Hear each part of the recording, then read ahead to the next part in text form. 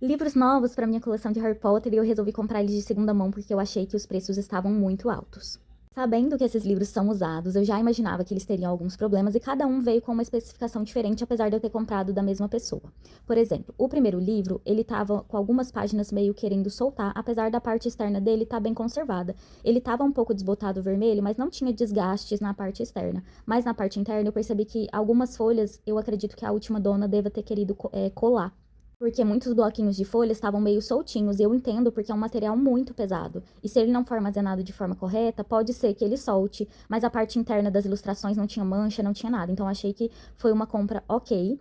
E de sujeirinha mesmo, só tinha na lombada algumas coisas que eu sei que junta poeira e tudo mais, eu considero isso normal, mas eu achei que foi uma compra ok. A capa, ela fica um pouco desgastada, porque essas capas que são em papel solto, pelo menos comigo, eu estrago elas com muita facilidade, e aparentemente a ex-dona realmente leu por esse livro.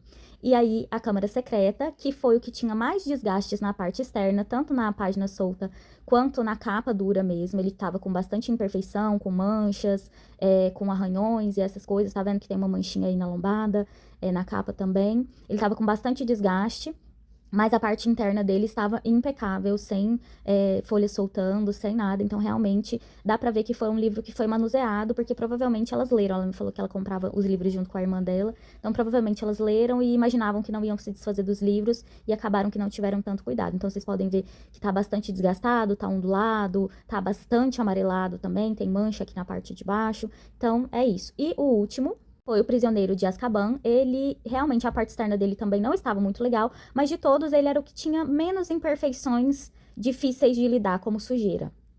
Mas eu imagino que esse livro em específico deva ter pego um tipo diferente de umidade, porque as folhas elas estão um pouquinho abaladas na parte lateral, né? Então eu imagino que ele ficou em algum lugar um pouco mais úmido do que os outros dois. Mas de toda forma, eu achei que a parte interna dele não tinha manchas, estava bastante impecável, mas eu percebi essas ondulações provenientes de umidade. Isso acontece com alguns livros meus também. Então, pelo preço que eu paguei, que eu já vou falar pra vocês, acho que foi um ok. O foil saiu da página, mas isso também acontece comigo.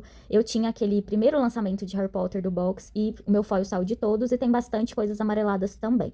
Então, eu paguei R$ 300 nesses 3 livros, é um desconto de praticamente 50%. E pelas condições eu achei que o preço foi ok, talvez eu pudesse ter pedido um descontinho a mais, mas eu tô muito feliz por estar dando mais esse passo na minha coleção de Harry Potter.